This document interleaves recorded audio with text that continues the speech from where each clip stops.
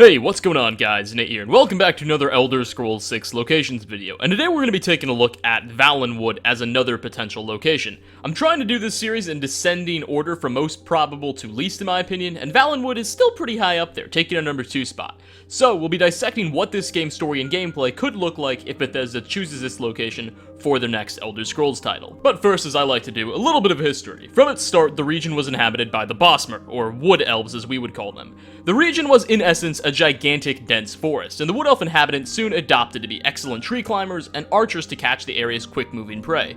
In the first era, Valenwood was primarily just a collection of various Wood Elven tribes. However, it was soon unified by a king called Eplir. Eplir and his new kingdom were grateful for successful unification of the region, as well as Valenwood's overall plentifulness of resources. So they made a pact with the forest god, whose name I'm incapable of pronouncing, in which the Wood Elves swore to never kill, eat, or harm any of the plants growing in Valenwood. This would be called the Green Pact. Yet even in this eco-friendly unison, the Wood Elves were unable to maintain their independence forever. Weakened by war with humans and a terrible plague, Valenwood as well as Eplir's kingdom fell as easy pickings to an imperial king by the name of Riemann by the end of the First Era.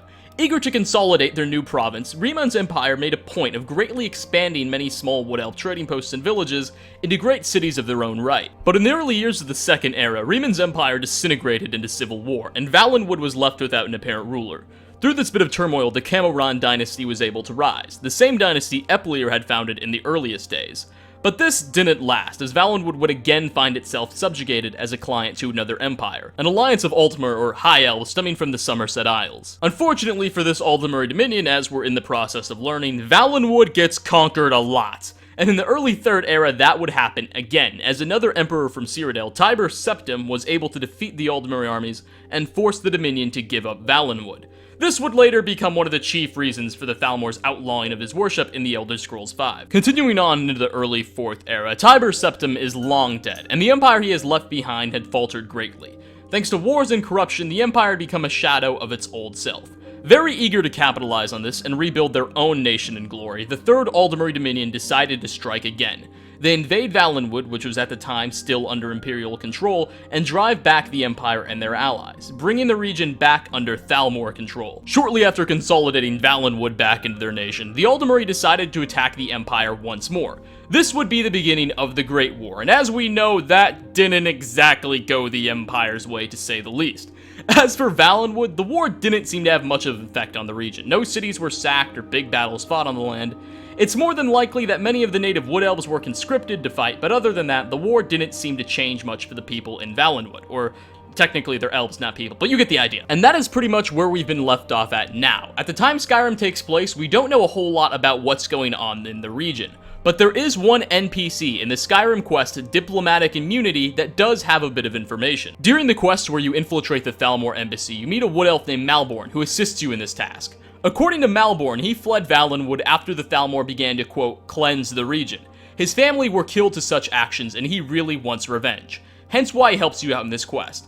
As far as what the Thalmor are cleansing, and whether they're just killing all the Wood Elves or just trying to wipe out another religion, is never specified. But this does set what could be a very interesting stage should the next Elder Scrolls game take place in Valenwood. The game could perhaps revolve around that fanatical faction of Thalmor out for blood, possibly being pitted against some sort of resistance.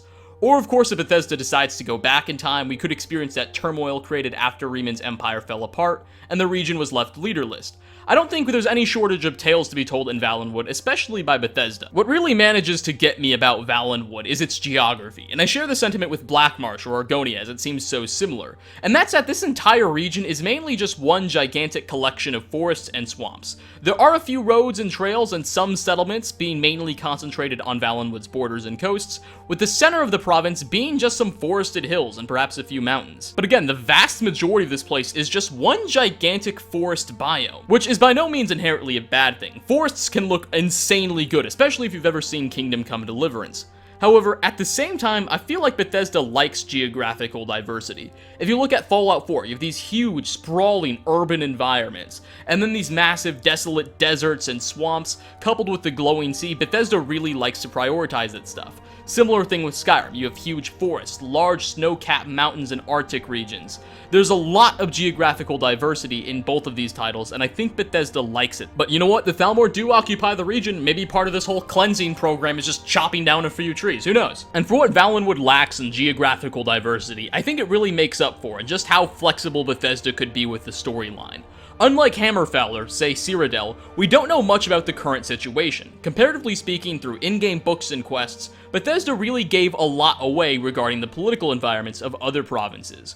We know which factions exist and are struggling in Hammerfell. We've already been to Cyrodiil once, and in Skyrim there's just so many references to it. We know a game in Cyrodiil would have to concern another Great War sort of thing. But Valenwood offers something else up. It, as well as a few other regions it lies in the company of, are a bit mysterious. We don't know much about what's going on. In Valenwood, all we know is that the Thalmor are acting batshit crazy as usual.